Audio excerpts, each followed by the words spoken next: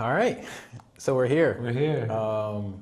I feel like this is a good starting point of like this new series that we're trying to do. Yeah. Which what is your official role? A CPA, an accountant, like? Well, yeah. So not a CPA, so certified public accountant. So you got to take a certain amount of hours and do annual tests. So I'm more like on the finance side. So at our firm, at Common Ground Management, I'm considered to be the lead financial analyst Okay. for our clients. So I focus on cash flow, how money comes in, how fast it goes out, so burn rate, and then we do projections on how they can build that cash and turn that cash into more capital, essentially. Okay. Yeah. Well, that's perfect because I have a burn rate. I think we all have burn rates. We all have a burn rate. Some of us burn harder than others. Yeah, for sure. Yeah, so I think it'll be helpful to kind of like, as somebody who's like, I'm about to be 30 this year. So kind of like, congrats. Thank you.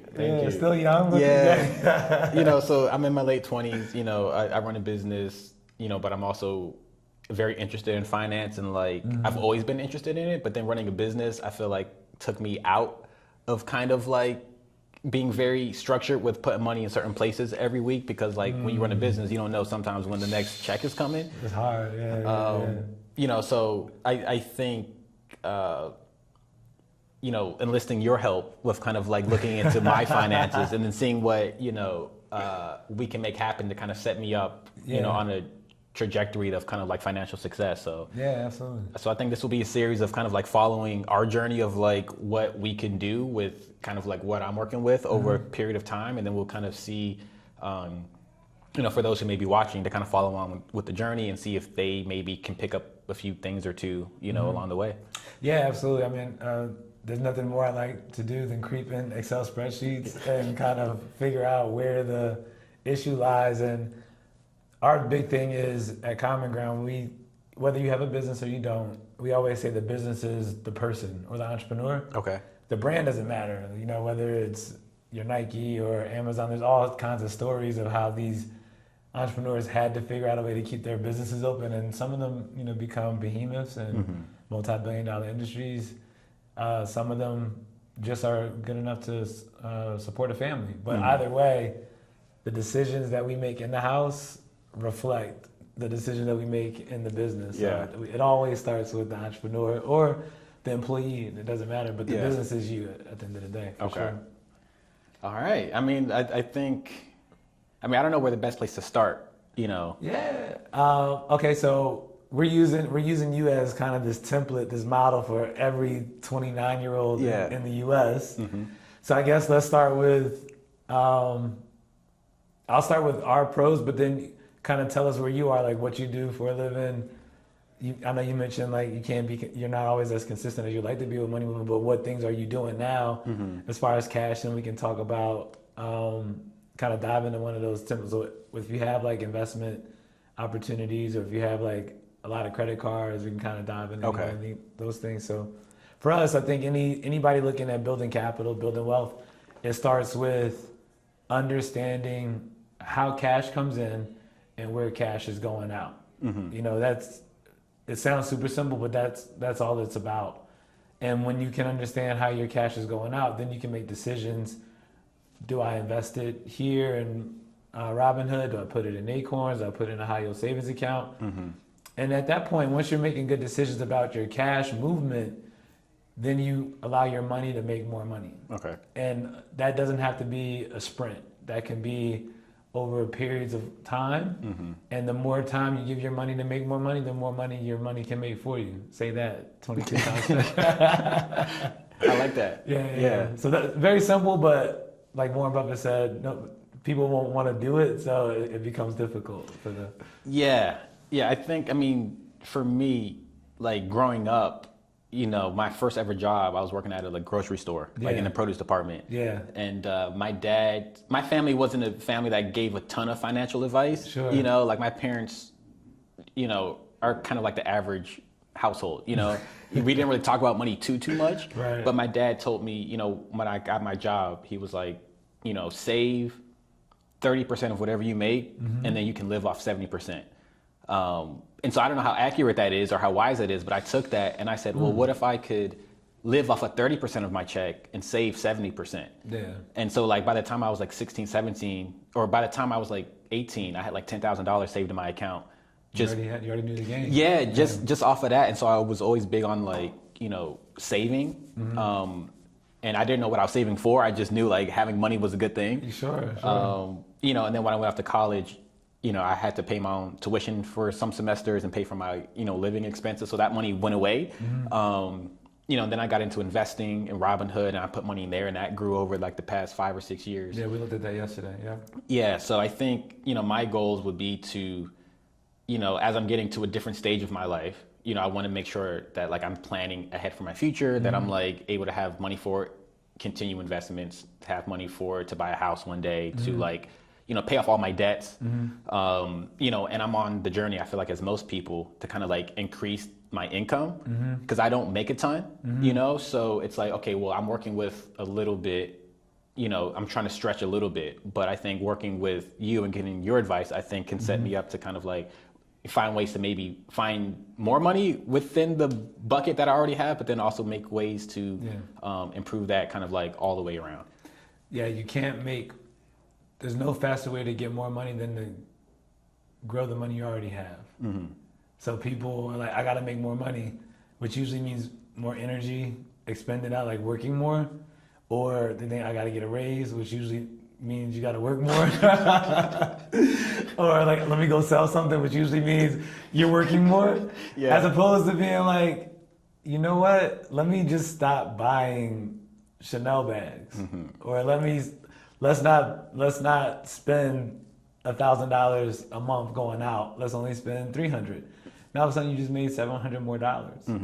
Times 12 months. That's a lot of money. Yeah. Right? You know what I mean? So that's $8,400 that quick. And so the first step to your point is, how do you grow your pie?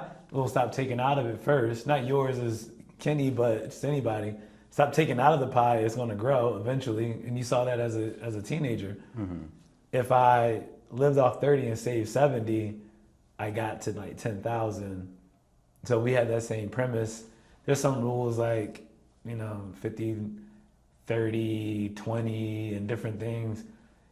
For me, it's if you're interested in wealth and growing, you're going to be super, super disciplined on the lifestyle part. Okay. And heavy on the saving part, which then turns into investing, which then turns into like money growing. So yeah, if we can save the money, so businesses make money one of two ways. They either sell more product or they cut costs. Like that's, and typically selling more product doesn't always mean you have a bigger net. You kind of notice as a business owner, just because you did more shoots doesn't mean your net profit is going to be larger, because you might have to hire more people. Yeah. So usually the most direct way to affect the bottom line is to make a cut, right? And like, all right, let's cut this out and we'll see better margins. Same thing in the household. We have clients that, quite frankly, spend $1,000 a week at the grocery store, and I, for the life of me, I'm like, why do you have to spend that much money a week on groceries? If they just cut that in half, it's $500 more a week. It's $2,000 more for the month. It's $24,000 more dollars at the end of the year that they could activate somewhere else. 24,000 is a lot. It's a lot once you start putting it into the terms of time. Yeah. And that's the whole point. Like, money times time equals a lot, right? If you let it grow, you're gonna see that, damn, all right, if I do that every year for the next 10 years, 24,000 then turned into 240,000. And you didn't get a raise, you just cut back on a habit. Got it. And then all habits aren't bad. Going to the grocery store, it intrinsically isn't a bad thing. Yeah. But do you have to spend $1,000 a week at the grocery store? No. So if you know that was your baseline for the last decade, and you just cut that habit in half, and do that for another year, 2 years, 10 years, just principal alone, you'd have a lot more money. Yeah. Okay. That's without interest, which is where we want to get to. We want to get to getting interest on that. Okay. Yeah. So. Okay. So a question that I hear a lot of people my age ask, or struggle with is, the lifestyle component versus cutting things out. I love it. You know, because they're like, you know, if I cut out, you know, the Netflix, I cut out the going out to drinking, if I cut out all these things, then my life is boring. I'm already stressed. I'm already overworked. These are the things that help me, you know, release. Yeah. Sure. So like what is the tactic or strategy that you see people my age kind of like do to get around that? Well, subscriptions aren't bad, like Netflix, because you know what that subscription is going to be every month. I mean, they give you like notices like, hey, we're going to up the subscription like next year. Yeah. But typically within a year, you can say Netflix is going to cost me $15 a month and Hulu's going to cost me X. Like those don't change. So they're what we call fixed costs. Those are most important. Okay. If you can flatline your lifestyle, like meaning like create all fixed costs, then you can predict what you're going to have at the end of the month. The problem with people is they live a variable cost life. So you might say like, all right, I want to go to lunch today. Now, if you know your lunch is going to cost you $5 every day, you're like, all right, cool, I got $25 lunch budget. Yeah. Some days you might spend $25 on lunch.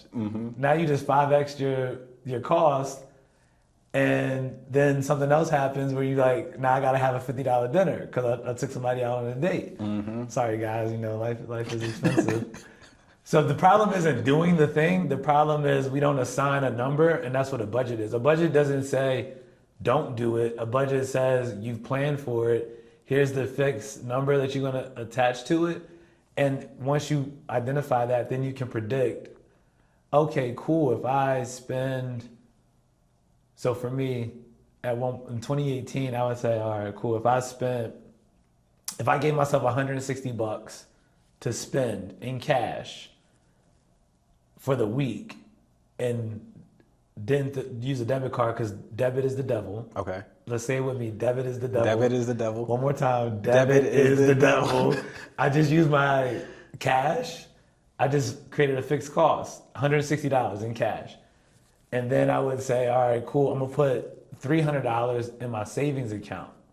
So my savings account now became a bill, and I turned a variable cost, which is like a debit card, into a fixed cost, $160 I walk around with.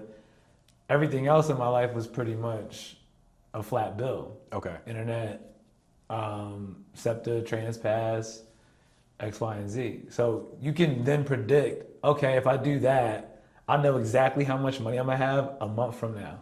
I know exactly how much is gonna be in my account 3 months from now. And then you have the power to make decisions. I can afford, now that I did this, I can afford to go on an exciting vacation. Because on September 17th, I know I'm gonna have this much money in the savings account, and I'm willing to spend this much on that vacation to enjoy what I've been doing. So it's just about it's not about living the life, it's about eliminating variable costs in your life as much as you can. I love that. Yeah. That makes it sound a lot more approachable. Yeah, I tell clients all the time, I'm not trying to tell you no, I'm trying to get you to understand that you gotta just make it a fixed number. So if your fixed number is 2,000, because on average that's what you've done on groceries, cool. The minute it goes to 2,200, we lost money. The minute it's 2,100, you lost $100. If it's $2,100, if it's $2,001.50, you lost $1.50. Okay. But if you budgeted for 2,000 and then you only spent 1,900, we're up $100. So now that $100 can go into something else. So as long as we flatline it, we just create a precedent. And then if we hit that goal, all right, cool, you're on budget. If you don't hit the goal and you go over, now we've created a deficit on that particular line item.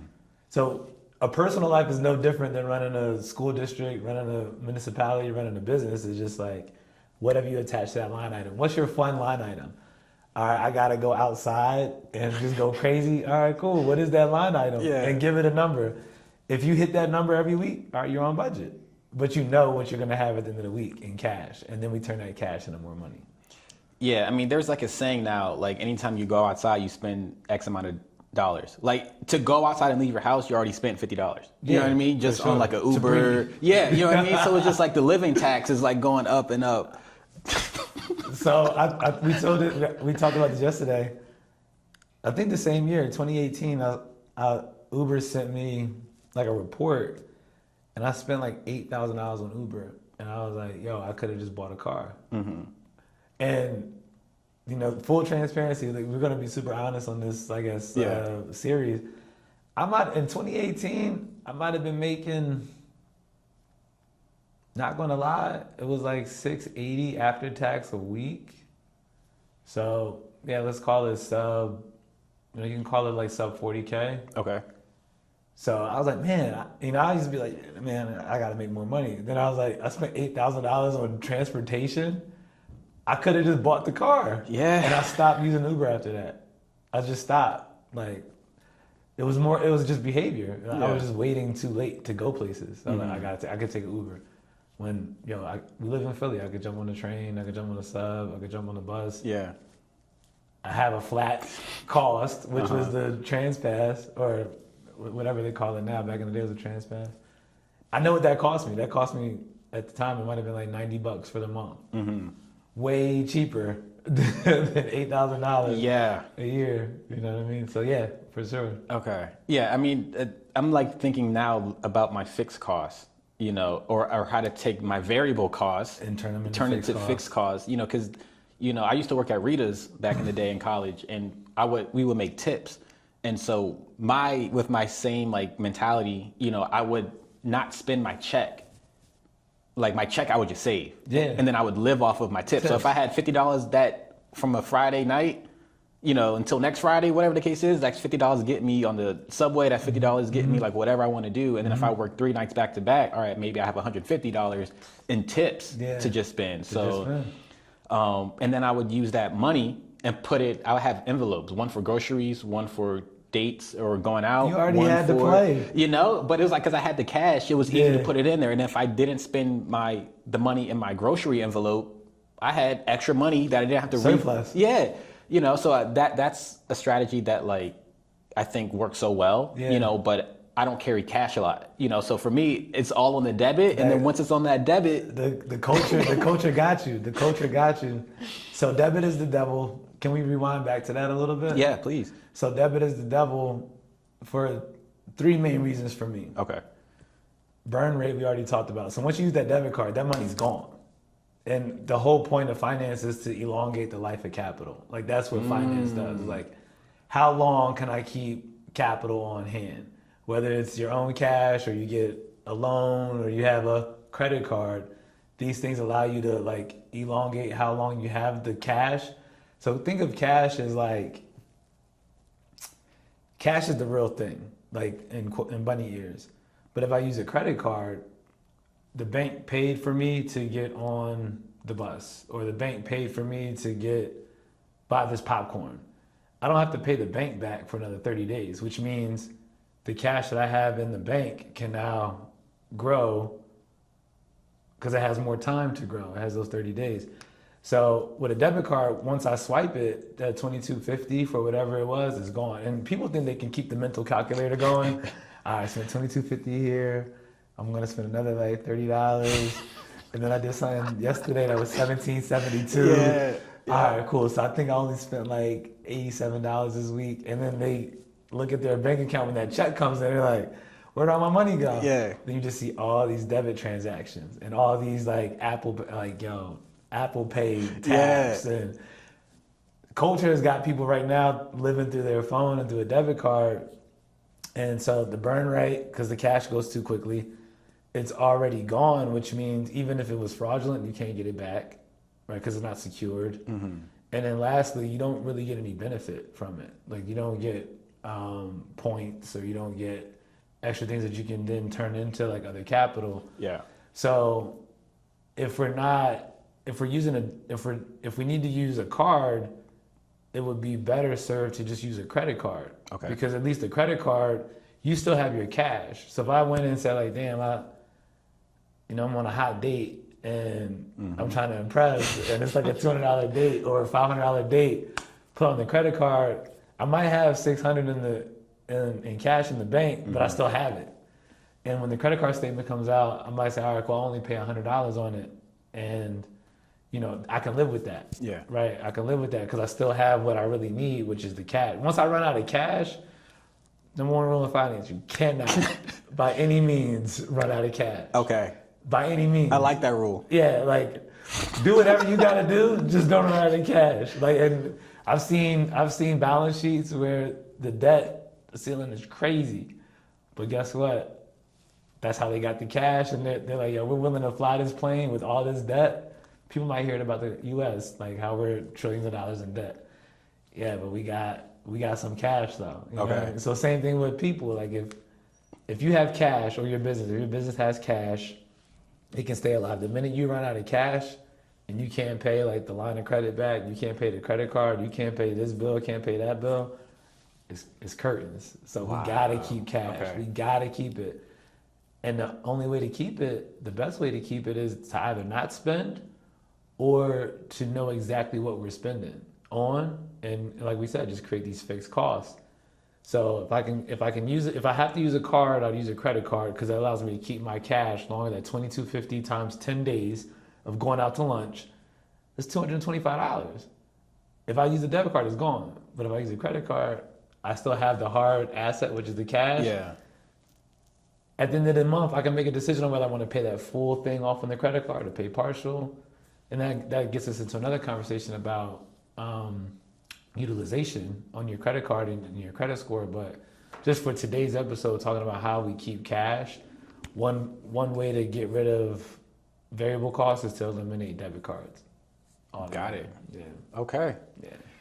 Yeah, I mean there's so much here, which this is getting me excited to to like play this game. I feel like you got to gamify it sometimes. It's gamified, bro. I got the spreadsheet. It's gonna be homework for you. Yeah. But that's the thing. So people are like, I already know what people are thinking. Well, if I'm spending on the credit card, isn't it already a variable cost? Yeah, on the credit card, but that wasn't an actual transaction in cash.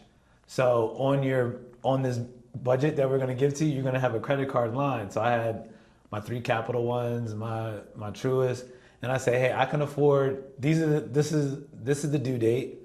I can afford to pay $200 on each of these cards per their due date, and that's what my budget will allow me to do as a fixed cost.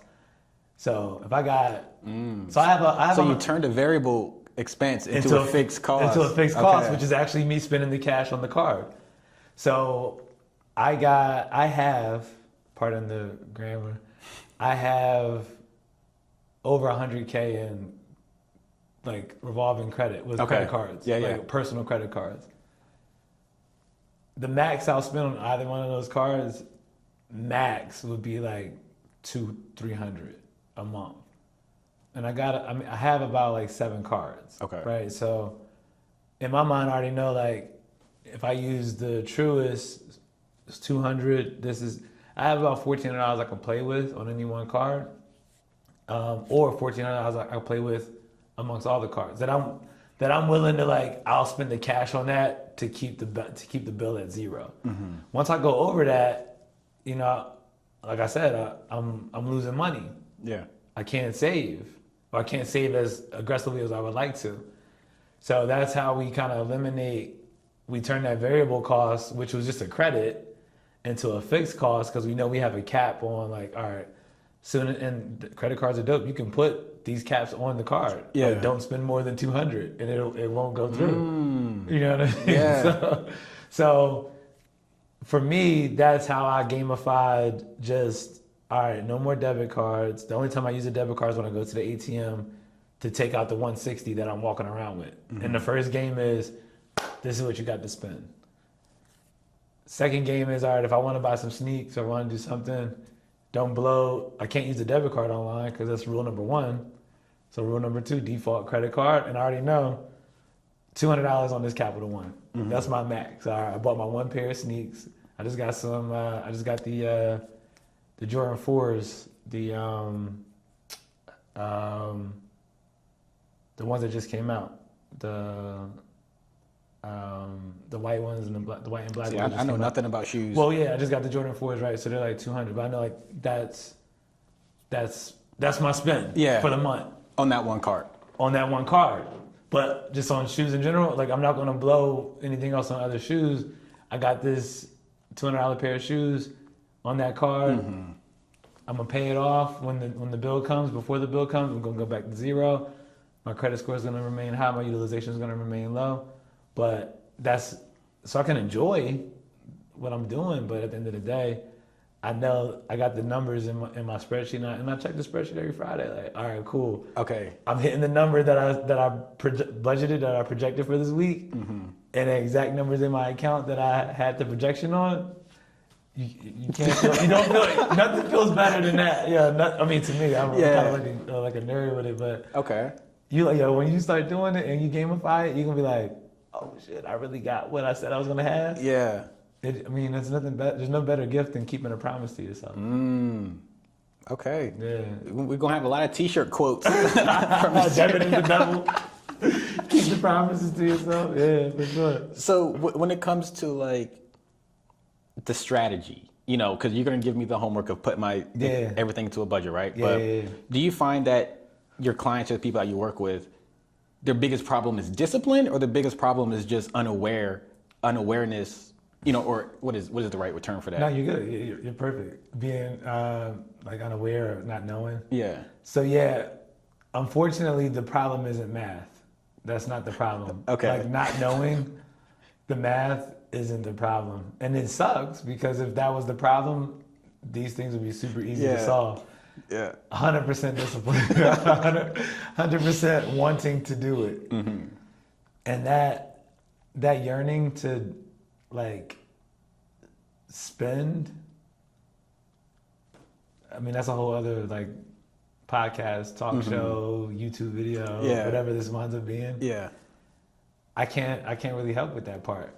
I can only help with the math and getting people to see the outcomes. Like I had a conversation with a client last week, and it was, your account grew by $1,600 from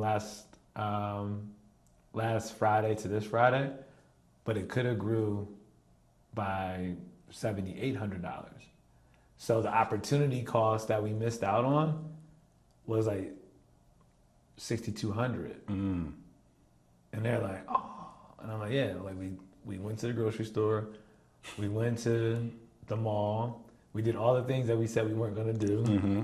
And so like your account grew, but it could have grew 6x.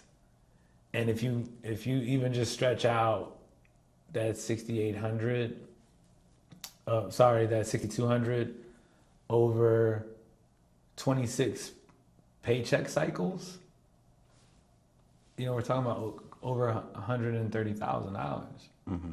of opportunity to save. Now, are we going to be like perfect?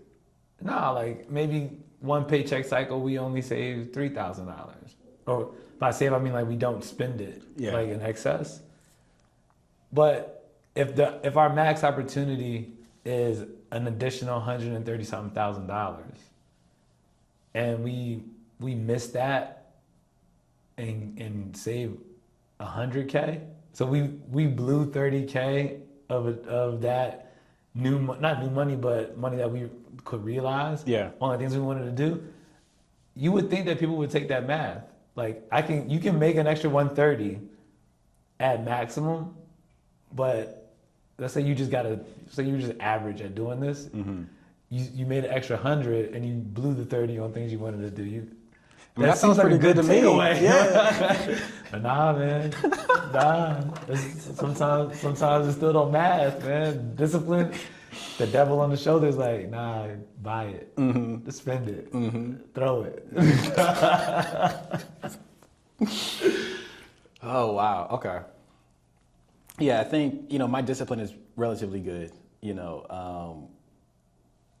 I think for me, running a business, and I saw this from my dad, and so this may not be best practice, but,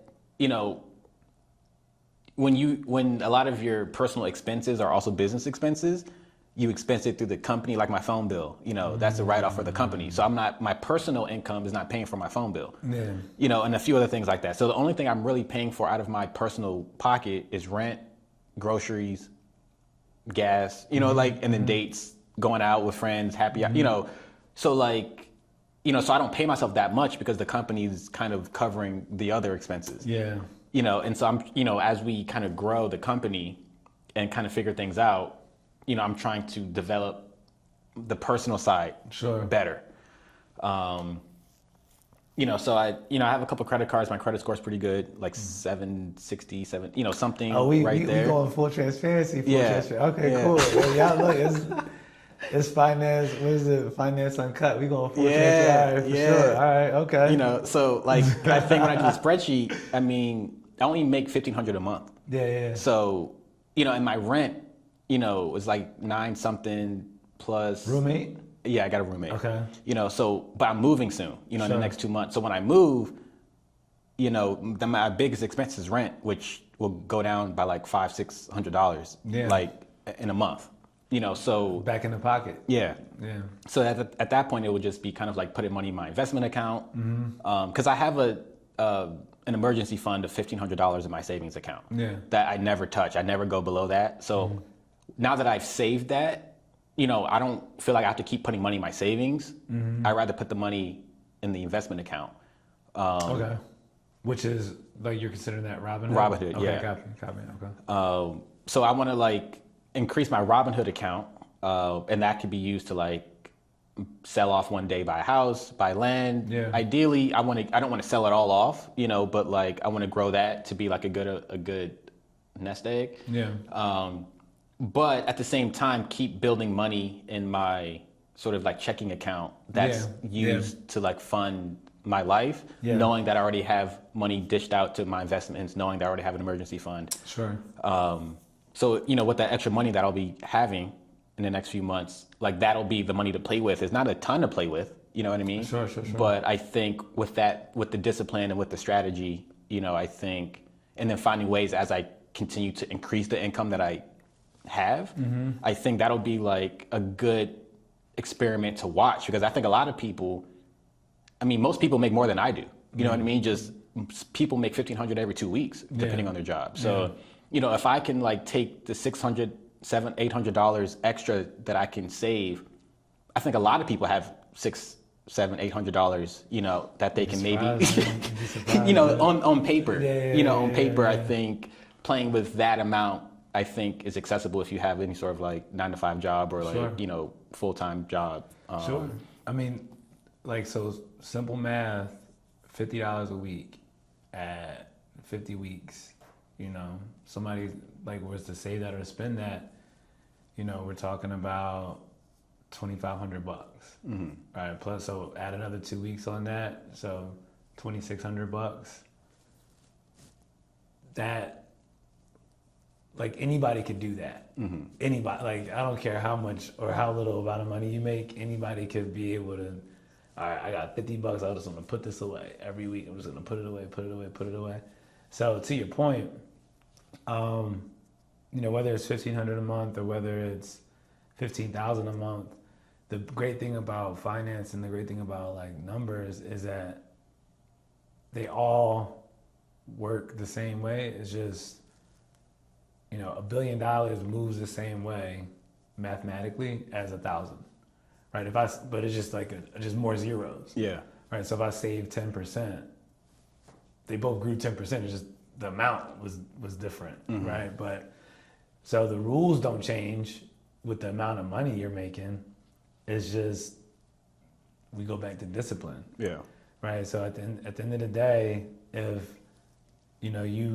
you go from spending $900 on rent, and that gets reduced by $600. Now you're spending $300 on rent. That $600 to you, in your mind, it should represent. If I were you, to me, it would represent $7,200 a year. A year. Okay. You're already in the finance world. That math was quick. That math was quick. Because I'm like, it got to be a year. Yeah, like that. To me, I'm like, that's $7,200. Wow. So what because when we make decisions, they're either short term or long term. Short term being less than a year, long term being more than a year. So, all right, this is $7,200 new dollars that I'm going to have. Like when you think about it like that, it doesn't seem like it's a nominal amount of money. You see what I'm saying? Yeah. So if you just say I'm going to save $600 a month, you might be, I could blow 600. Like, you know, I could. But if you say, yo, this is really $7,200. This is like a future allocation of capital. $7,200. All right, $7,200 in my Robinhood would get me X. You know, I don't know what you trade, but we can't give like financial investing advice on these things. It's a little bit of a sidebar, but you're like, hey, I got the $7,200. I can put it towards X. All right, cool. Let me do that. So what I would do a little bit different, and not saying that what you're doing is wrong. What I would do a little bit differently is obviously like understanding like how taxes work. I would take a look at what the business is actually paying for you, and like really identify whether it's like commingling or not versus is actually a qualified business expense. Okay. So I would be remiss if I didn't bring that up, only because you brought it up. So for anybody watching, like, not that this is you, but if your phone isn't in the business's name, then it's commingling basically, if it's paying the entire bill, right? So unless all your calls are like business calls and you had a whole other phone for personal, you'd have to want to figure out the distinguish the two. But the point I'm making is, a lot of clients say that. I used to ask clients like, well, how much do you pay yourself? I don't. And then I'm like, well, how the hell are you driving a BMW or living where you live? Oh, the business pays that. And I'm like, well, that's what you paid yourself. You just didn't put it in your bank account. You took it directly out of the business and paid your rent and you're paying your car note, which is a whole other tax thing that we need to clean up, or you should clean up. Not you, but the client that I was talking to. So the first thing I would do is like look at that and say, okay, cool. Some of these aren't actually like business related, or maybe they all are, but if they aren't, that then turns into like new capital for you. Like, oh, I could probably afford to pay myself $2,500 a month because this extra $1,000 was just commingled. And so, are you guys an LLC? But no S corp, no C corp, just LLC. Yeah. So what's better, and this isn't universal tax advice either. This is just us having a conversation. What would be better, Serge, for you would be, because you're in an LLC partnership. Yeah, we're filing to make it a partnership. So you're the sole owner right now.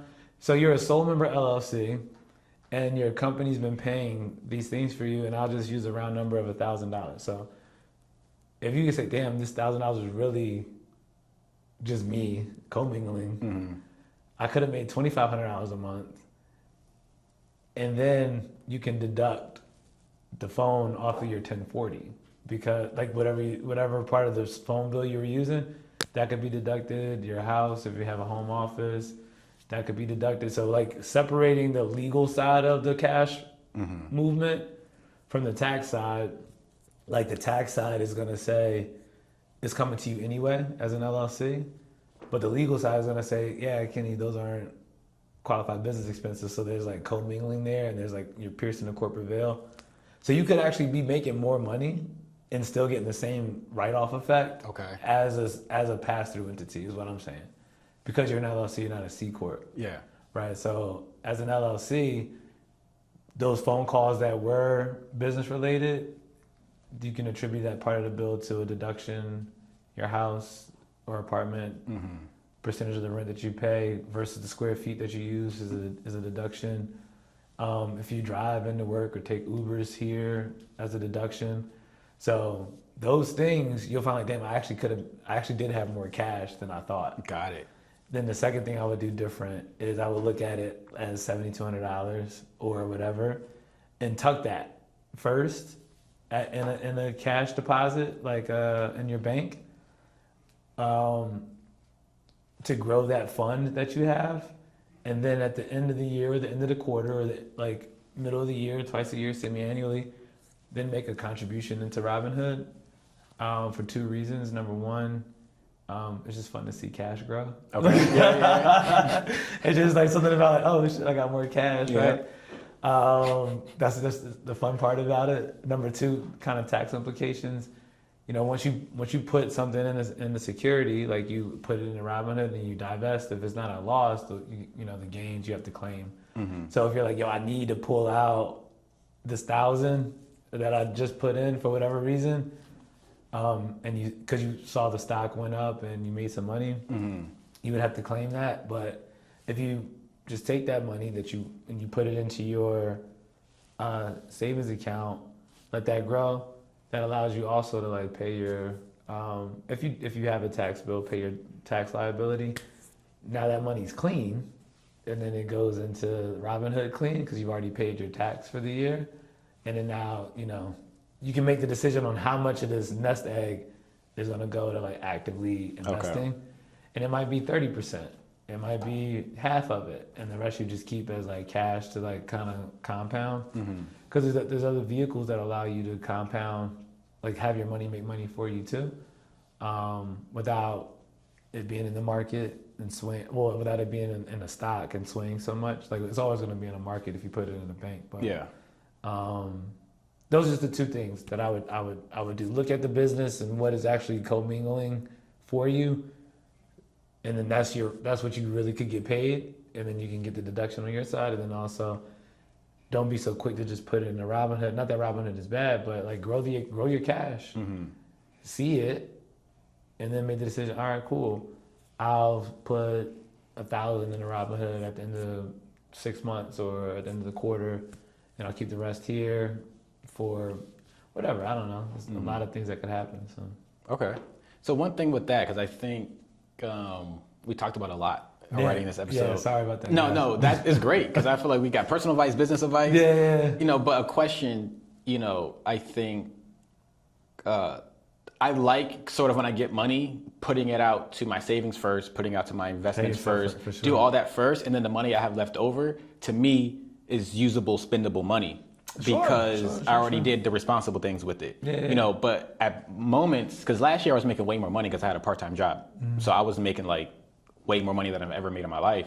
So I'm like, boom, savings, investments, whatever else I need to do, mm-hmm. pay rent. Now this extra $800, $900 is just pure fun, mm-hmm. blow money. But like even with that money, I wouldn't spend all the $800 to $1,000 because I'm like, why would I just do that? Yeah. So I would just keep it in my checking account. And my checking had like $5,000 in it, and at a certain point, once I have this mental threshold in my mind, I'm like, all right, I got my emergency fund, and then I got $5,000 in my checking.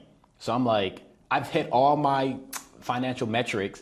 Then anytime I start to spend over 5,000, if I have 5,600, I'm like, all right, that 600, I can just blow. Yeah. And then I cap myself basically at a limit of $5,000. Yeah. Because mentally I'm good. Yeah. So like that roadblock. Like, do you suggest or recommend people have that? Like, is that a good strategy? Or do you say if you just get past that block, then I can start seeing my checking get up to 8,000, 10,000, 20,000? You hit the nail right on the head, bro. We just think too small. We think too small. And same example. So like maybe a few years ago, it might have been 2020. I came in to the year like, all right, I'm gonna have 10,000 in this account, 5,000 here, and I'll have, I think at the time, like I put like 12,000 in the market, like in Charles Schwab. Mm-hmm. Well, it was Robinhood at the time, but I switched it over to Charles Schwab to move it into a company. So it was like, basically it was like 40K that I had divested some shares in a company that I owned, and it was like 40K, so I'll do these things, and then mixed it in with some savings. So, to your point, I hit all those measurements, and I was like, all right, cool, I succeeded. Mm-hmm. And then I was like, no, like this is just like, you know what I mean? So you hit the nail right on that. Like we have such small like check boxes. Mm-hmm. that we're like, okay, cool, I'm done, and then it dwindles back down because now all of a sudden, you're like, all right, I could have been at, if I kept going, like in this hypothetical realm, who knows, you might have been at 15K, but you were cool at 5. And we're just talking about 3X. Yeah. So, like, sometimes it's just our mentality is just too small. Like, if I told somebody right now, save $10,000 a year, every year, or you're gonna have 100K in 10 years. People are like, damn, 10 years is a long time. I'm like, okay, well, the pandemic was 6 years ago. Like literally this month. Think about like how. Oh my God, think about like you're like, damn, that was 2020. Yeah. And it was March 15th when they shut the world down. So like years, especially the older you get, years go by fast. So it's almost like at 29, you shouldn't even be thinking about Tuesday. You should be thinking about 40. And I think that's like the difference. Like that, if you don't think about life as what I'm gonna do on April 2nd, and you start thinking about life like, what am I gonna do April 2nd, 2030, April 2nd, 2036, then numbers become a lot different. Okay. You're like, do I wanna have $5,000 in my account 4 years from now? Yeah.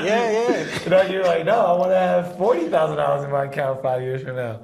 Okay, what do I got to do to hit that measurement? And I think that we opened up with that money times time, right? It just equals more money, or less. But if you don't think about it, you won't do it. And it's April 1st, 2026 right now. Where do you want to be April 1st, 2030? And most people that are successful in like with capital, they usually do like 60-month kind of time frames. Like they're cool with this money's locked up for 60 months, 72 months, as long as I get the return that I'm expecting on it. Mm-hmm. So, that's private equity. That's a lot of different things that, the lay person doesn't understand. Like, somebody might have their money locked up for 6 years. As long as they get that 22% return that they've been promised. They're not promised, but that they're expecting. They're cool with that. And so that's what I think we have to look at it personally the same way. Like, hey, if I was to say, Kenny, by the time you're 40, you should be liquid $250,000. And then your stock portfolio could probably be at another $250,000. It might sound like a lot to do, but it's really not. But like, It's just $25K a year, bro. Yeah, it's $2,000 a month. Yeah, because like, so the devil's advocate response might be sure. If I have $15,000 in my checking account in the bank, with the 0.001 interest rate. Mm-hmm. It's more advantageous for me to put that in the market and have my money make money than to just keep it. Yeah. So I'm not saying keep it in the bank full time. What I'm saying is build it up so you can make decisions. Okay. And then your decisions can be weighted on what kind of return you want. Like right now, Fulton Bank, a bank that we bank with, 3.7% on a high yield savings account, but you need $10,000. Mm-hmm. Right. So you got to put 10K in to get that to unlock that 3.7%. So if you saved up 15K, you could peel out 5K, put it in something more risky like a stock. Another 10, you put it in a bank like Fulton, and 3.7% is pretty low. Mm-hmm. That's just where the Fed has rates at right now. But it's high for what other banks are doing. Other banks are only doing like 2.9, 3.1, 3.2. So the point I'm making is, if you save up 15K, at the end of the year you could be like, all right, cool. I'm gonna peel off 5 that I want to play with in like stocks or EFTs or crypto. This other 10 I'm gonna put in something a little bit more stable that allows it to grow, because at the end of the day, your money's got to be liquid, and we just talked about like the tax implications of pulling out. So you still have to have some liquidity, and you want to build those relationships with banks. And then additionally, when you have money with a bank, it offers other means of capital for you. So like credit cards with lower interest rates, credit cards with higher balances, things like that. So the also other thing about stocks is like I would never just put $5,000 in the market, because why was that the time to do it?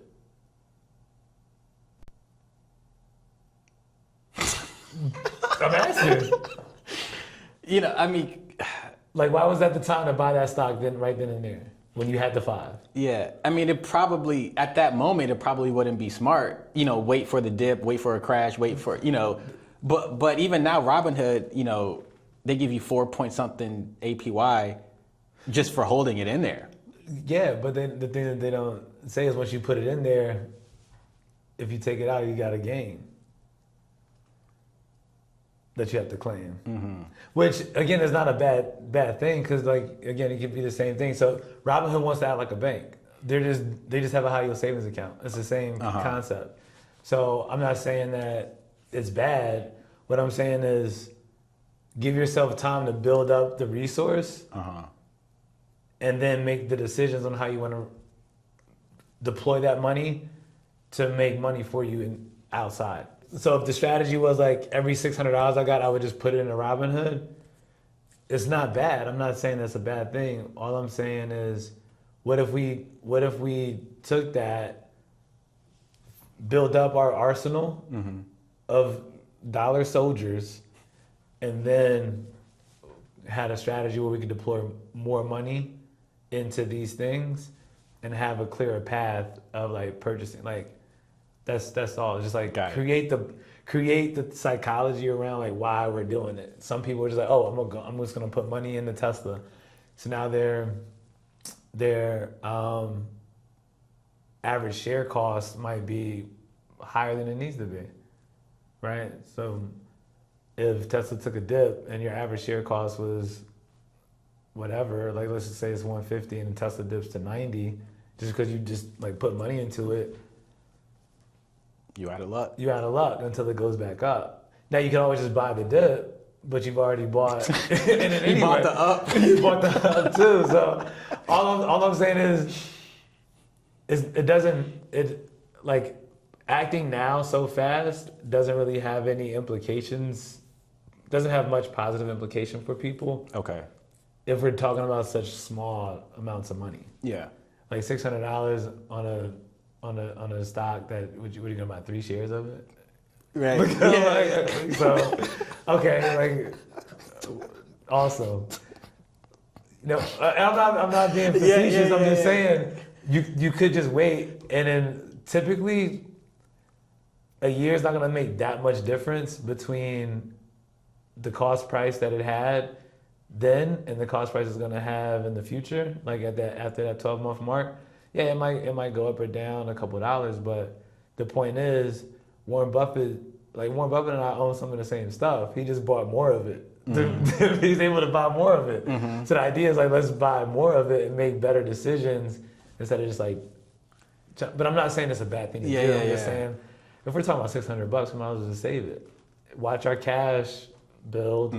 There's other things we got to take care of though before we invest. Like we got to pay taxes and we got to make sure our credit, our debt to equity and our credit is tight, because you can't be wealthy and owe taxes and owe creditors. So that's the other reason why I'm saying is like the investment piece should come after the money's clean. We got it. We've taken care of business. This is just deployed capital that's clean and it's ready to just like go out and be out there for the next 72 months. I don't even need it. Got it. Yeah. Okay.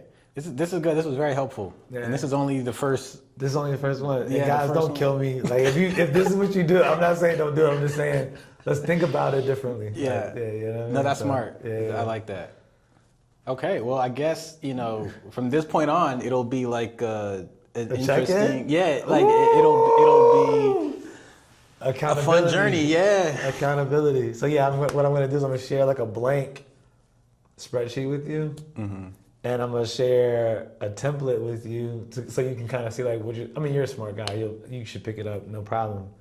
It's not that complicated, but essentially, what are all the costs you incur in a month? The sexy thing about costs, the thing that I love about costs, they're just behavior metrics. Mm-hmm. So typically, the same cost is gonna keep coming up every month, whether it's variable or not. Like it's like, dude, you like to go get your Starbucks. We get it. Yeah. So, you know what I mean? So that's what I love about math. Like in finance, like people typically do the same thing over and over and over. So the point I'm making is you're not going to have a lot of unique items. Mm-hmm. And if you do have a lot of unique items, that's another telltale that you live a very variable life. So like in 1 month, you have to put this thing in there, or like if you have this one thing in there for 1 week, but it never occurs again, and you have all these like a la carte things that you do, that's a telltale that you got to change some behavior. Got it. For sure. That's a good way to look at it. Yeah, because at the end of the day, like you're just buying to buy stuff. Yeah, very impulsive. Very impulsive. And it's like to build the long-term strategy, you really, being impulsive is not going to work in your favor. Exactly. Yeah. It's like the most successful people in anything have created like habits. They're very redundant, right? And like they eliminate having to make certain decisions just because of the redundancy. All right, I'm going to wear this shirt, these pants, these shoes. Mm-hmm. All right, decision made. Yeah. I go to this place to drink this coffee, to read this paper, decision made. So the rest of their life is really spent on making more valuable decisions. Wow. Yeah, but if I'm like, oh, there's a puppy, I buy a puppy, and then, oh, I want to try this new place out. So like if you're like bouncing all around, again, we can categorize it. Like we're not itemizing each transaction, we're putting them into categories, but the thing is if you have like a new category popping up every month or every week, you're more of a consumer than an actual grower. And we want to get out of consumption. We want to get more into the growing and investing mentality. Wow. Yeah, I mean, it's cool to see how the finance and lifestyle are connected. And if you change your lifestyle, that may by default change your finance. It will. And if you change your finance first, sometimes that can change your lifestyle. Yeah. You know what I mean? So it's like the fact that they're so like connected is interesting to think about. It's not one dimensional, and I think a lot of people think like, so this is dope math, right? So if you had $10 and you spent $5, right? You spent 50% of the money. Mm-hmm. But if you made 50% of the money back, what did you make back? 75? You only have $7.50 now because you only made $2.50 back. You had $10. Oh yeah. You spent $5, so you spent 50% of your money, mm-hmm. and then you're like, all right, cool. I just need a 50% return to go to zero. No, you need 100% to get back to 10. So that's what we're talking about is like burn rate, but that's also how like investments work. Right, if you bought something at a price and it dropped 50%, you now need that thing to double just to get back mm-hmm. to zero. And that was our dollar cost average model we were talking about a couple minutes ago. Mm-hmm. So the point I'm making is people are like, all right, I made $1 and I spent $1. I made $1, I spent $1. I made $2, I spent $1. That's why debit cards are the devil, because it just you have to make way more money just to get back to zero. You have to make double the money you spent just to get back to zero. You know what I mean? And so if I had $10 and I spent $5, if I get 50% return, I'm only getting $2.50. It's the 50% on the $5 I got left. So now I'm at $7.50. So I'm still short. I'm still negative $2.50. So then what's the answer? Don't spend the $5. Like the answer is there is no spend. No, the point I'm making is the answer is don't spend so fast. Okay. You know what I mean? Like finance isn't unilateral. It's not like this pendulum that's like, all right, if I do this, if I do this, I'm going to automatically get this thing back. You're never automatically going to get the same money back. Right? And so if you had $2,500 in your account and I have $2,500 in my account, I can go spend $1,250. It's gonna cost you $2,500 just to make money. You know, you gotta make double the money back just to get back on the other side. Where if you were like, I have $2,500 in my account, I get paid $1,250. Now I have $3,750. I get paid another $1,250. Now I have, the next level up, right? Okay, then you can start making decisions like, all right, I'll spend $500 because I know I'm gonna get $1,250. So like when you spend something, it weighs more than when you make it. Yeah. That's the point of that map is like spending is always gonna be a higher percentage against what you have. That's just how it goes. Okay. You know what I mean? So people think about their checking account as like, I got $1,000 in there, I have $1,000 to spend. Yeah, but if you do that, you're only going to ever have $1,000.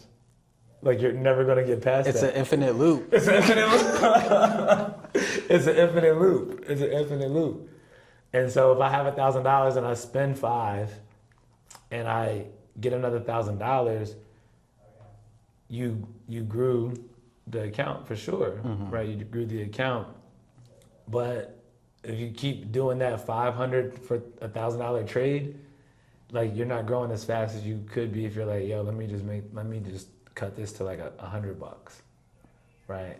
Now I'm growing more than what I'm spending. But most people's mentality is, I have it so I can spend it. No, we got to make a budget on the it. Like we got to say like, well, I think you said you made $1,500 a month. So, I mean, let's call that that's $350 a week, right? Or $375 a week. $375 a week. So if you say, mathematically, you could probably spend $30 a week in cash. Right? That's like a good number for you. Yeah. So, because that allows you to grow your money. But if you start spending 180, 200, now all of a sudden you're in a situation where like, where's my money going? Like I'm not making any money. Well, yeah, like it's just going out too fast. Yeah. Like you're dividing faster than you're multiplying, basically. Wow. Yeah. That feels like a big mindset shift. And I feel like for me to get this in the first episode, that is like gonna be, you already said a few things that like now having that as the base point. Yeah. I feel like that shifts a lot of decisions going forward. Yeah. Which I think is the key with finance or any change, any big life change or habit. I feel like needs to come with a perspective shift or like a huge like 180 to see it clearly, to see it differently, for it to resonate. And I feel like you've given me a bunch of gems to kind of like store away. Well, I thank you for that. I think the conversation we're having is dope, but also I don't know if people think of it as huge if it makes it too daunting. Like what's the mindset shift if I said like, yo, if you make a left out of this building, you're always gonna get robbed. You would probably be like, but I'm never gonna get robbed going right. Yeah, you just like go that way. Like so some things people just do because they're like, all right, I don't want this outcome, and it's that quick, right? So again for me it was like I don't use Uber anymore. I deleted the app. Yeah. It was as simple as that. It might not be that simple for most people though. Like it might be a daunting task. But I don't know if they need to feel that pressure though. I just think maybe that's why it is so hard for people to do it. Maybe it is like I'd rather feel the euphoria of dinners out than see capital grow over the next 12 months. Yeah, and I think the difference, that I'm going into this challenge with is my goal is to learn what I think people should have been taught before, whether by school, whether by parents, whether by, like a lot, especially black people in communities, we don't know much about money and finance.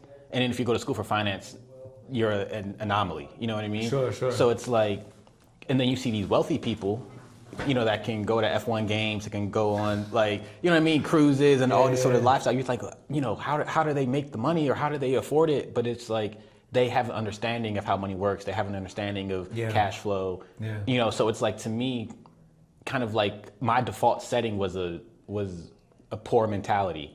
You know what I mean? Yeah. But it's like, to get from a poor state of mind to a wealthy state of mind, it's those shifts. You know what I mean? Yeah. So it's gonna sound like, what I'm gonna say is gonna sound like I'm contradicting what I said earlier. Okay. But hopefully it comes off clear. So, yeah, when you mention like the poor mentality is all about cash. Like, how much cash do I have? How much cash can I spend? How much cash can I get? When we shift into like, let's call it middle class mentality, it's typically what kind of assets can I say that I have? So cars, I'm paying this mortgage on this house, doing these, but it's typically aligned with having like large debt. Right, so I made it to this place and I got cash, but I also show this house to show my status. And then when you get into like the wealth part, it's about like, how can, like, cash becomes less important in terms of like what you have in your pocket. And it's more about, do I have a plan for the cash that's allowing the interest to do things to it? But definitely on the debt side, we've controlled that and managed that to a point where we have capital, so revolving lines of credit, and then we've activated like debt to, like, we understand what debt's doing to us on the balance sheet. Meaning, like, I have assets that I can collateralize to get more assets, but sometimes the assets are just like, hey, I need capital, right, to go do A, B, C, D, E, F, G. So, for example, a cheap asset that you can get is like a high credit score, because that just opens you up to low interest rates on loans. The difference between paying 6.2% right now and 9% on a house could be like $250,000 over the lifetime of that loan. Yeah. Right. And so people want to buy a house, but they're high sixes, so they might not get the best rate. But now most people don't understand amortization, so they're paying 3 times the amount of the value of the house over the course of the 30 years. Then somebody that's like, yo, I have a really good credit score and I have some capital. I can get an interest rate closer to prime, and then I'm going to use that capital to pay all. Like, I'm going to get a mortgage company that's going to allow me to make payments against the principal, like early payments, or I can pay more to go against the principal and get out of this in 15 years as opposed to 30, or get out of this in 20 years, and I can save $100K on the cost of this house. So just like understanding that where you are in life isn't necessarily what's important, like, to people, and they're different, like you said, like, they're different psyches about finance creates the reality that they're in. So somebody might go and get a $600,000 crib just to say like, yo, I made it, but they're gonna wind up paying like $1.1 million on that house by the time they're done. Yeah. And that's like that money that they could have put to something else over the next 30 years to actually become wealthy went into like this house that actually depreciates over. Like, you're depreciating, the value of the house increases, but it's you're not paying that. Like, you're like, whatever you paid for it, the value of the house won't be that by the time you get done. You know? Yeah. So it's an interesting like loop, but once you understand it, and then you can master like, okay, cool, I know I need cash because I know I need cash to deploy the things. But what I'm really more interested in is getting my cash to the point where it's working for me, and I can like eliminate unnecessary debt, unnecessary costs to ultimately get more assets. 'Cause that's where people like really show wealth. They show wealth in assets that they don't have to pay gains on.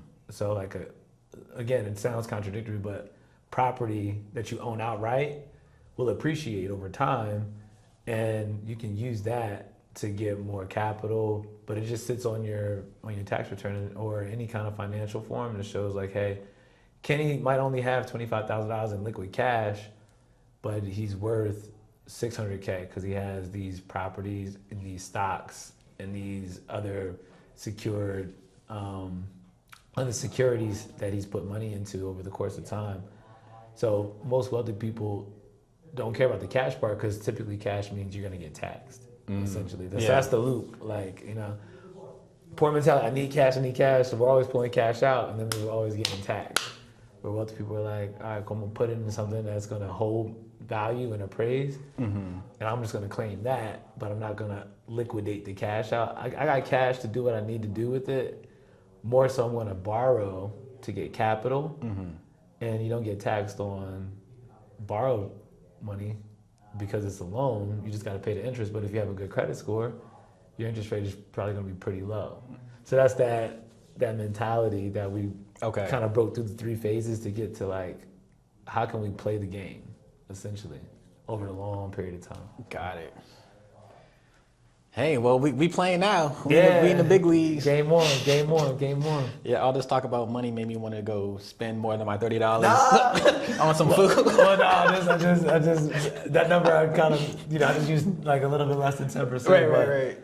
I think you already have it, so let's just see where it goes, and I'll be less long-winded next episode. No, this is great. This is great. But yeah, I think wherever we have this video at, you're gonna give this spreadsheet to people to download too, so they can follow along as well. I want them to have the template, like the example, and then I want them to have the blank template.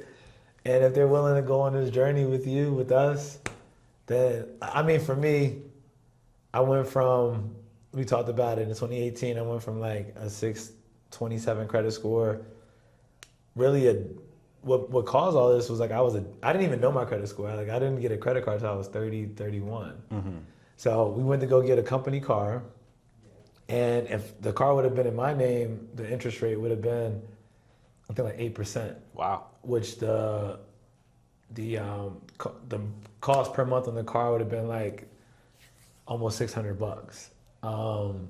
The interest rate in my partner's name was like 4%. So the car cost us like $3 something. Wow. A month, and then with the insurance. So at that point, I was like, wow, I'm actually a detriment to my own company, because I just never cared about poor mentality. I was like, if I don't have the cash to spend it, I don't want a credit card. I just want to, like, just the cash. And at that time, I was like 32 or just about to turn 32, and I was like, okay, this is what I need to do. So I made a spreadsheet, put the numbers in, and said, okay, you got to get here. Got there, got over 800 credit score. I just saw the difference. Like, I was able to, like, get $100K worth of revolving line of credit for me, get that for our companies that we have, get access to capital that ultimately allowed us to do things, like in some stretches, like just even stay open. But if I didn't have that mentality shift in 2018 to do it, like, we wouldn't have had the extra line of cushion. I wouldn't have had the extra line of, like, when the pandemic hit or when all these things happened, you're like, all right, well, how are we gonna? Okay, cool, man. I'm glad I made that decision 2 years ago to, like, really focus on building up my own arsenal.